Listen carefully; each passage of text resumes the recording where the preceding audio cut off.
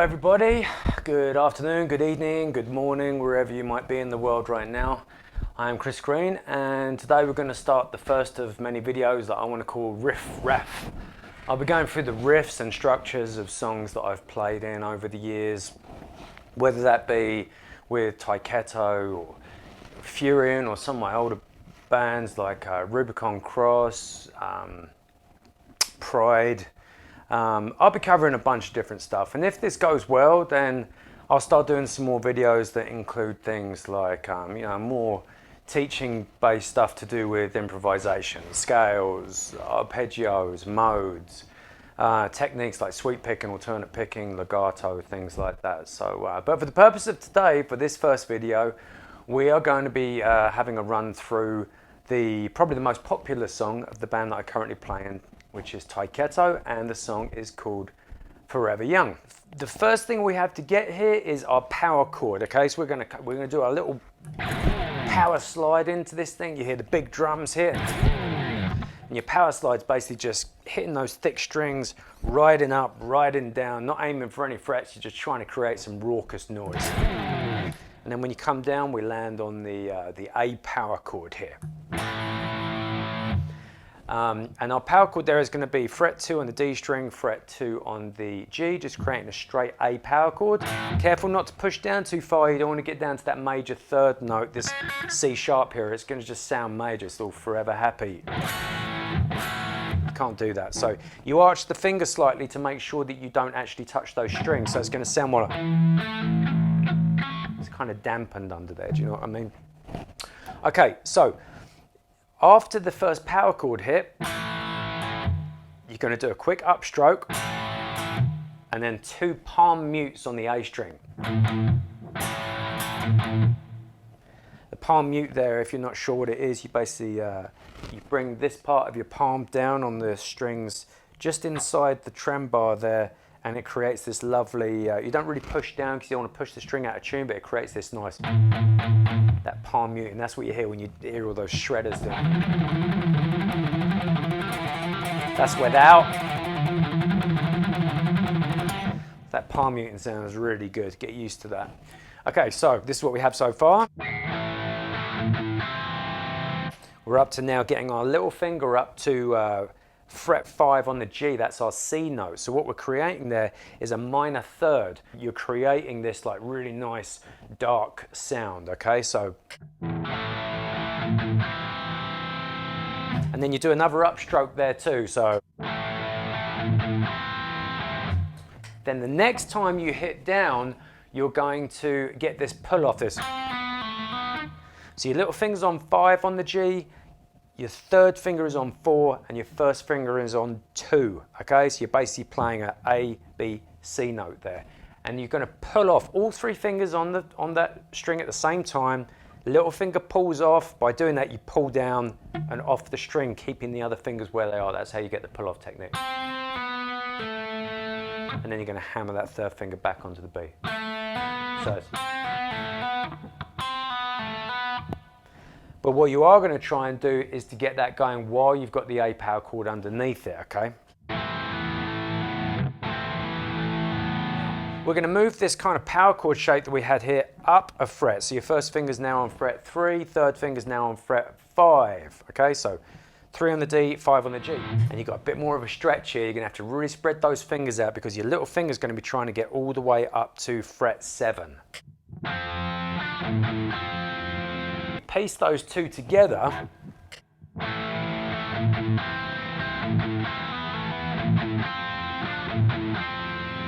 then we're up here into a G power chord. So we've just moved it up again, okay? So we're on 5 on the D and 7 on the G.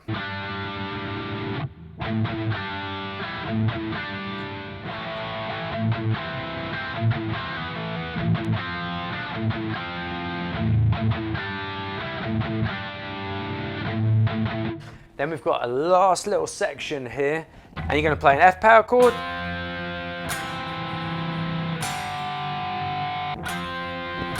and then just hit the open strings. Open D, open G. So that's going to be going.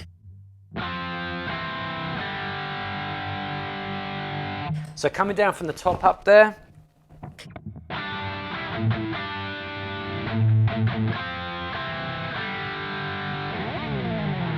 Another big power slide in. So I'm going to take you one time around that whole riff now. I'm going to do it slowly, then I'm going to do it up to speed.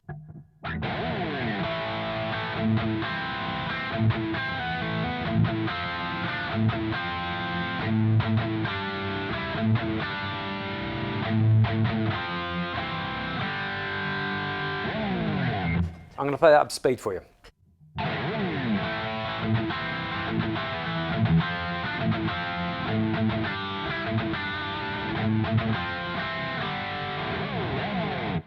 And then we repeat the riff again. The only thing that changes at the end is we're going to have... So where does that riff happen? I will show you. I'll play as if we're playing second time round now.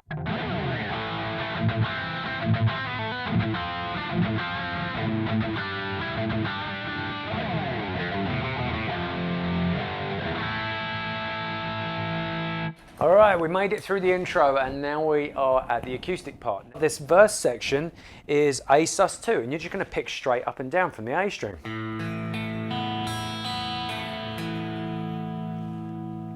You pick all the way from the A and you're going to come back, you end up on the D. Then you're going to create that F power chord that we were talking about earlier. And you're going to skip over the B string, okay? So you're going to go D, G, E as far as strings you're picking. So. And then you hit the 3 on the D and you're going to slide the power chord. So the whole of that there.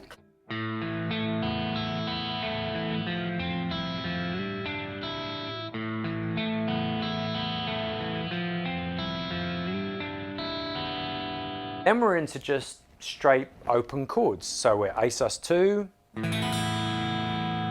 F over A, G over A, and then you drop your first finger, just the first finger. This is going to create like it's kind of like a D major triad over the A. Then you do it again.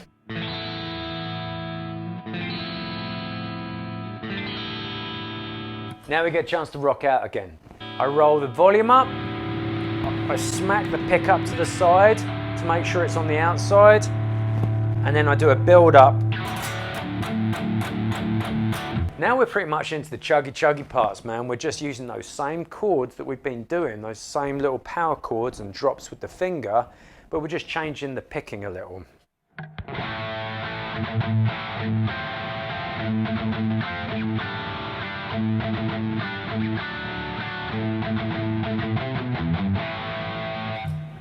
A little riff there, it reminds me of, now I'm thinking about it, what does it remind me of? Pacific Rising.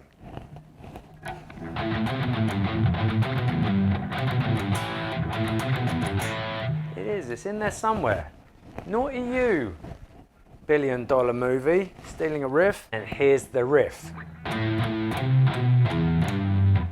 A, C, B, open E, G, fret 3.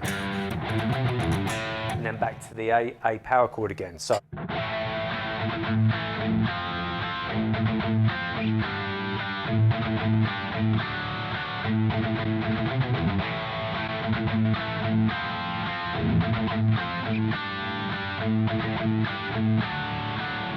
Now we come to the little harmony section. Now you need 2 guitars players for this really. The part that I'm playing, because I'm not really into big stretches when I'm playing live, that might have been how Brooke did it. I'm playing little finger on fret 10 on the D, and then fret 9 with my first finger on the G, and then my third finger is going to play 9 on the G. So you've got basically little finger, first finger, third finger, first finger. Drop down 2 frets, so your first finger is on 5 now on the G, and do a hammer-on pull-off. And then a slide down to 4. So.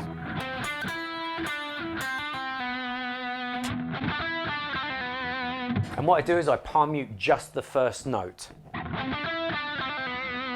And now, because we don't have two guitar players, we hopefully have the aid of my harmonies.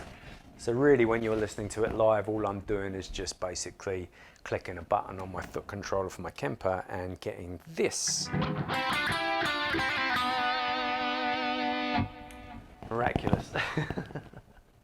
Two guitarists in one go. So that harmony up there, if you are interested, that's what the actual harmony is. 9, 10, 12 on the G. Hammer on, pull off 9, 10, and slide down to 7. That's what harmony you're playing. Okay, so power chord, F power chord, which is 1 on the E, 3 on the A. C power chord, which is 3 on the A string, 5 on the D. G power chord, which is 3 on the E, 5 on the A. So you're going. And you very quickly hit that F power chord before we do this little ascending lick. Palm mute every first note, pick upwards, open every second note. Okay, so we've got.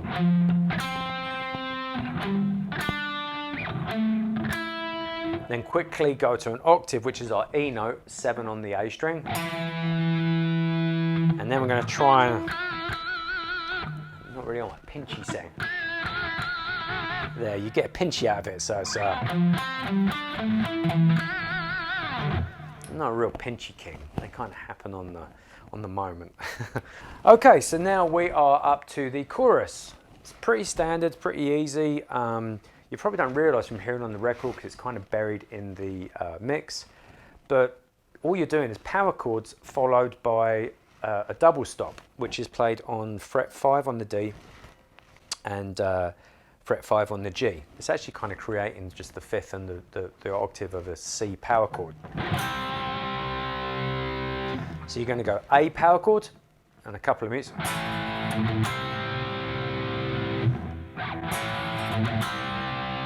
Then your finger's already here, ready to play C to do the same thing.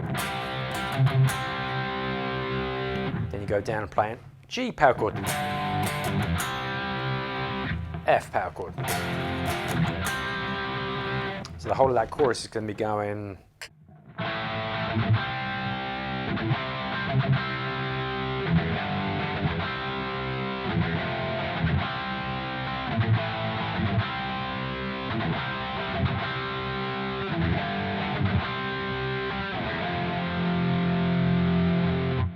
And then we're back into the riff again, the intro riff.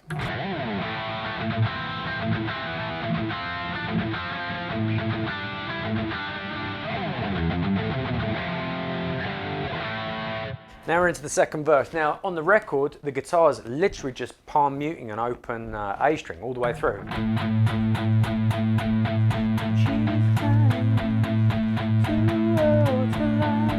God, don't want to hear me sing it. The only thing that changes is there's this like really nice lead guitar lick that runs up in the background when it comes into the second half of the verse, where it says, "We made a deal, you and I," where Jed gets to sing with his lovely, lovely voice. Hang on a sec. So if the verse is running like this from the end of the chorus.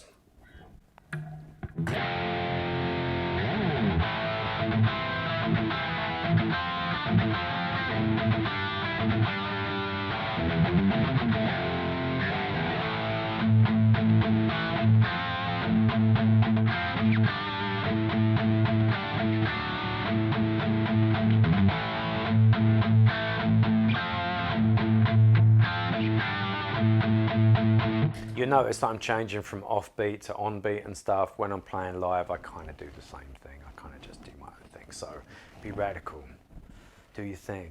Don't be told you've got to live in a box, man. Anyway, at that point, I pull off like a little run. I'm not sure it's in the record because it's very buried in the production, but I do like a groupings of 6 run in a Aeolian.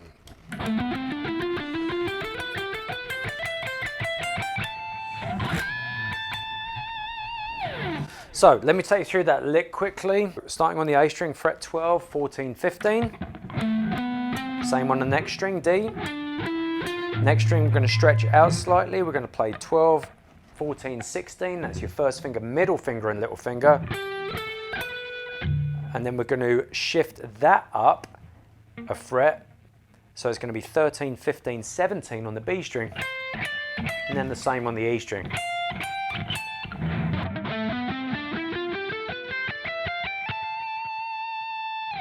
Then what I do is I sequence it to make it last longer, to make it a little more interesting, okay? So basically I repeat every string after the first string, after the A string.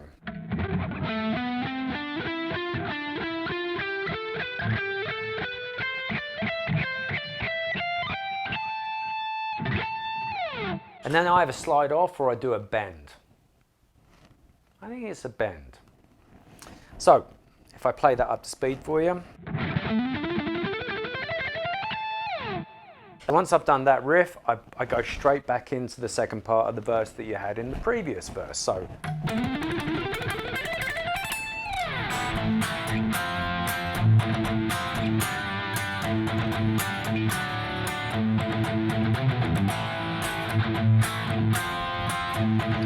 I'm going to keep going here.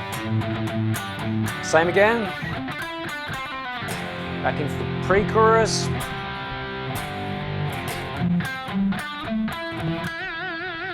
The only thing that's going to change about the second chorus is we hit an E chord at the end where we change key and do the solo. I actually only do the thick string because I can stop it dead. Much better. All right, I hope you're still with me here. I'll tell you a quick story before I do this solo. The first time I fell in love with this song, I was in my 20s, I think, and I used to live in a place called Brighton. Well, it's actually called Brighton and Hove. And there was this place just inside Hove, near where the singer of my old band, Furion and Pride, Matt Mitchell, he used to live near there. And we'd always go and get like messed up. And there was this tiny little bar called the Greenhouse Effect. A bunch of you might know it out there. And it was actually a bar, like a dingy bar underneath what looked like quite a nice bar, really. And anyway, they used to have a rock night down there every second week, I think, maybe once a month on a Friday or something. And it was, you could still smoke back then. It was just, you know, smoky and stinky because it's like bunches of metalers.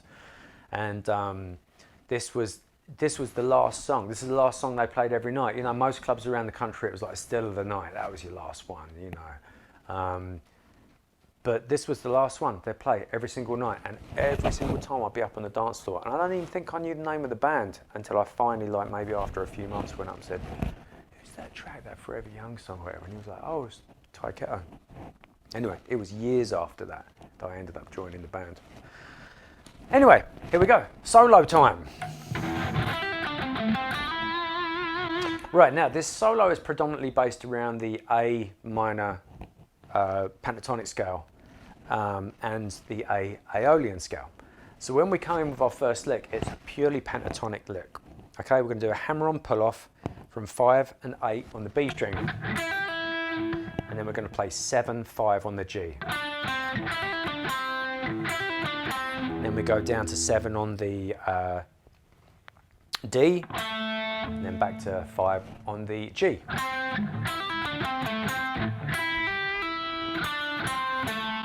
That's your hammer-on pull-off again there.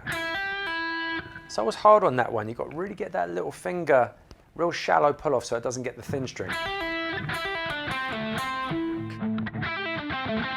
And I always add a little bit of a palm mute to make it sound a little cleaner. You know what I mean? And then the slide.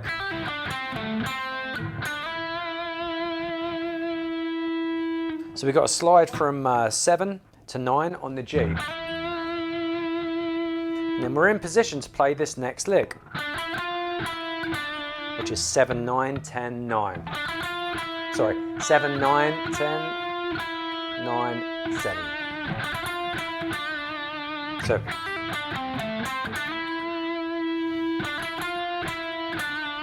then we do a very similar riff, but we're dropping, spreading the fingers to those notes in the scale there, 5, 7, and 9.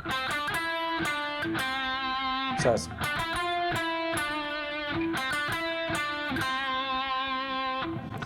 Then we do a little rake. That's a pull off there, 6 to 5 on the B and 7-5 on the G. And then we skip up to 8 on the B. That's 8-6-5. And then we skip up to 8 on the E and play 8-7-5. This is basically playing the A Aeolian scale. So it's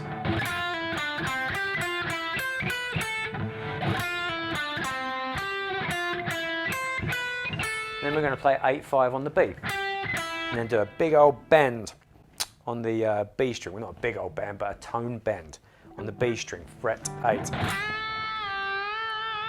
Bend, release, bend, bend again. So the whole of that section there is going to be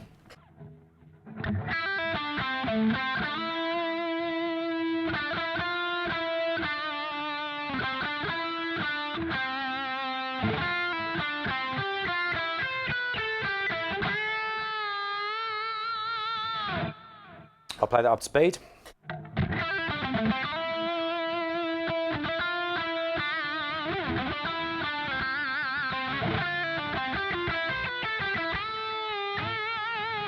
You notice I'll maybe stick an extra couple of notes in there or an extra couple of things that just I feel adds to it a little, adds a little more character. I'm giving you the bare bones, so you know, take it and run with it. Okay.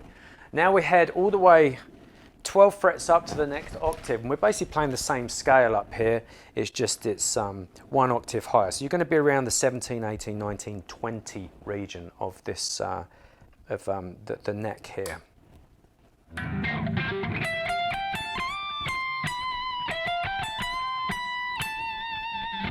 Right, so it's the same as if we were going. Same notes. If you just think about that scale shape, you won't have any problems up here. So 17, 18, 20, and then 17, 20 straight into a bend. And then come down, pick the 20 again, then play 19. Same lick again, except you're going to bend the 19. That's a semitone bend, just 1 fret. Don't overbend it, or it'll sound horrific. So that part of the riff.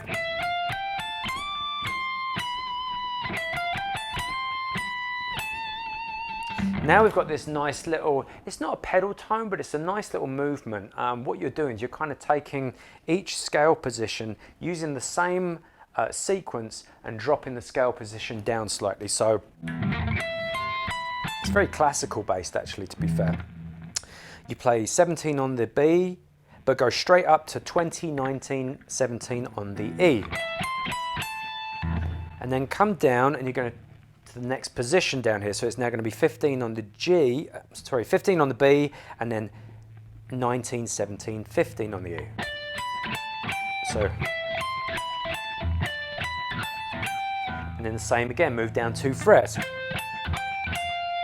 So we're dropping down using the A Aeolian scale, and we're about to change key down here. So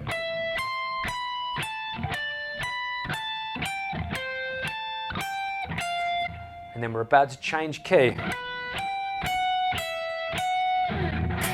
That's where it changes and goes into B at that point, B minor. That's the big dramatic change. That's what I loved about Brooks' solos. There was always stuff in there that was like, ooh, what's happening now? It suddenly makes it twice as serious. You know, it's like when you have that change from,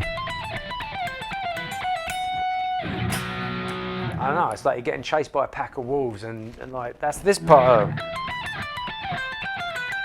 it's like now a velociraptor joined them. Things just leveled up a bit. That's what I loved about that part anyway. Like, it makes it sound super serious, classical music orientated. Classical music was always known for that kind of drama, you know what I mean? Drama. Anyway, so right at the end there, what you were doing is playing 12, borrowing your 12s there, 12 on the B, 12 on the E. And that F sharp, the change there, F sharp, which isn't in your key of A Aeolian, that's the note that is making us go, wow, what's that? And when you're changing, just a tip for people when you are improvising or writing your own solos, think about key changes. And when you change that key, aim for a note that is not a common note between the two keys, okay? Because both this note here, the G and the E, they're common notes between those two keys. This one, the F sharp's the one that makes the difference. That's why you go for it, okay? So the whole of that descending run now.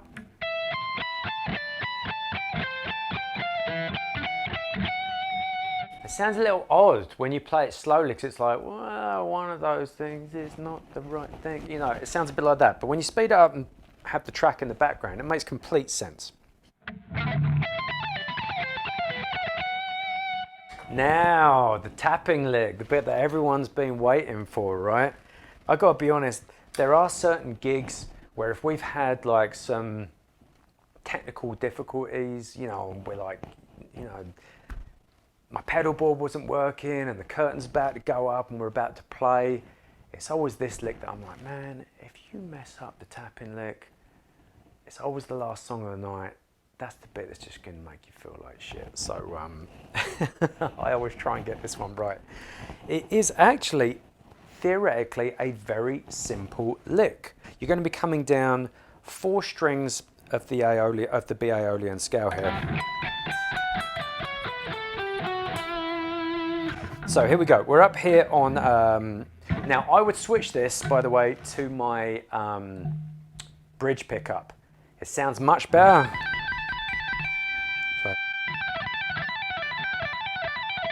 If it's on this pickup,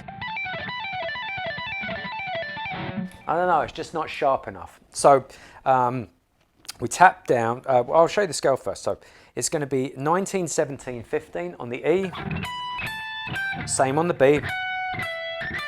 We shift down a fret, so now we're playing 18, 16, 14 on the G.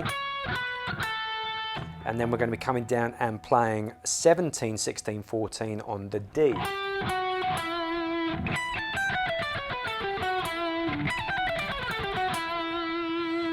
But we're not going to be picking that, okay? So we give our little stretchy fingers a break and we tap. Now personally, I'm not one of these people that suddenly tucks my pick up somewhere and uses my first finger to tap. I use my middle finger to tap, that way I can hold on to the pick at any time, okay? So you tap with the middle finger on fret 19, pull off to 17, and pull off to 15. And just practice that a few times out.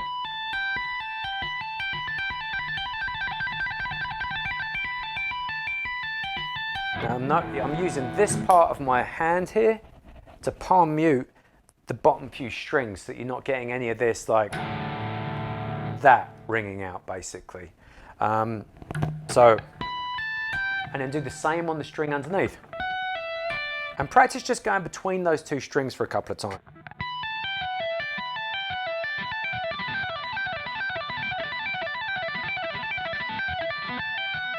And once you feel like you've got that, move on to the next one, which is basically me tapping 18 on the G and pulling off 16, 14. Add it on the end. And then the last one, 17, 16, 14.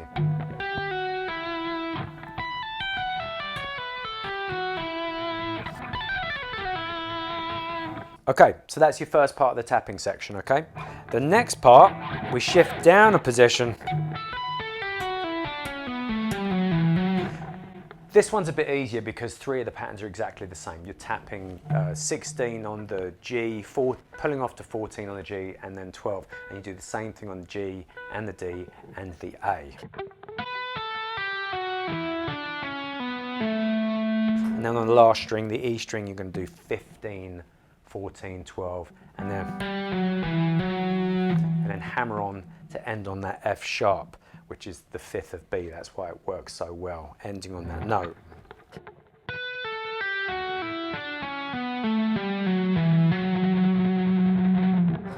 Okay, so at that speed. So the whole lick played slowly.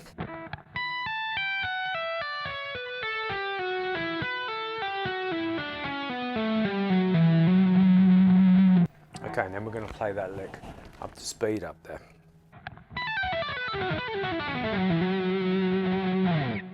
After that, we play like a B minor arpeggio section. So little finger is going to play 14 on the A string, middle finger plays 12 on the D, first finger plays 11 on the G. And I recommend palm muting the first 2 notes. Then you go back a note, and you're going to add this note here with your third finger, which is fret 12 on the B. So it's, and then you play the last 2 notes again and pick up fret 10 on the E string. So you can see you're doing 3s. 1, 2, 3, 1, 2, 3, 1, 2, 3. But this is actually called displacement because you're playing over 4s. So instead of it being like diddly diddly diddly dee like an Irish ditty or something, 1, 2, 3, 1, 2, 3, 1, 2, 3, 1, 2, 3, 1, 2, 3, 1, 2, 3, 1, you're actually playing it over 4. So it's going, if it's like 1, 2, 3, 4. Yeah, so it displaces it, gives it a really cool sound. The last notes there, by the way, were 12 on the B, 10 on the E, and 14 on the E. That completes the arpeggio. So the whole of that arpeggio is... And then you follow that just with a... That's 10, 14 on the E, and then 12 on the B. And back to the 10 on the E there. It's actually a tricky one live, like, because if we speed up a lot, you know, if Mike's like really kicking it back on the kit and it's really firing up on the tempo, it's difficult to pick that one up sometimes. But anyway, we're now going to slide up. So after this, I've missed that note more times than I should do when it comes to Tyketto gigs, I am not going to lie to you. Okay, so when you come up the arpeggio to get into the slide,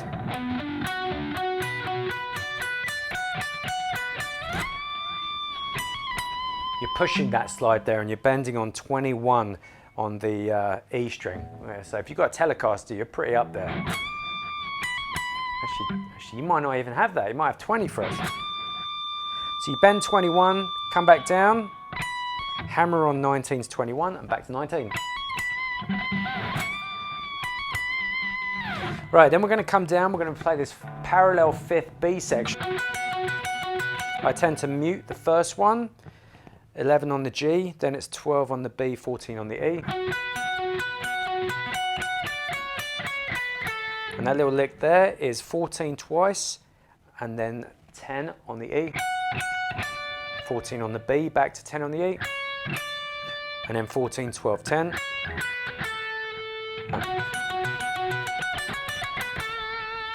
And then we're going to come up and do a similar thing. It's not a parallel 5th though with E, G, sorry.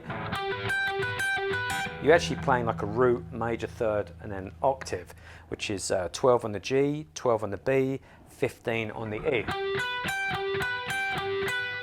You stop there on the second time round. And you do this trill, which is basically 15, 17 on the E string. Then the tough part. This is the E one, okay?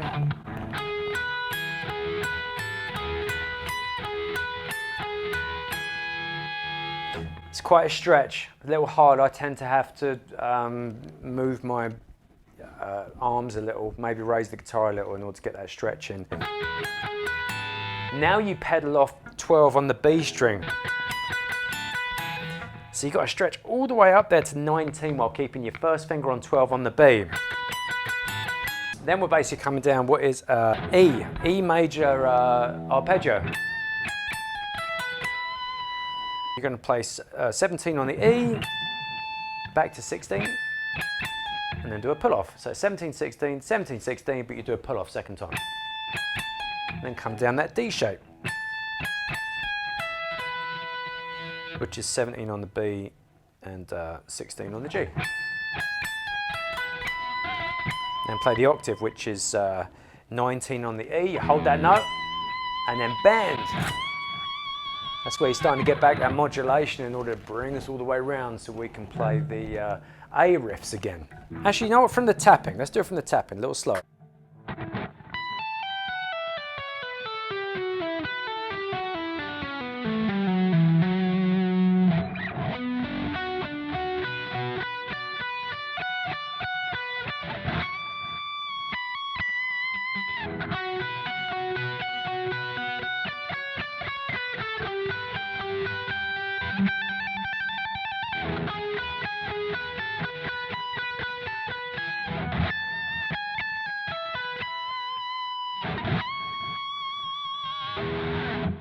Apart from the end of the track ending in pretty much the same way as we did on the verses with the clean stuff, on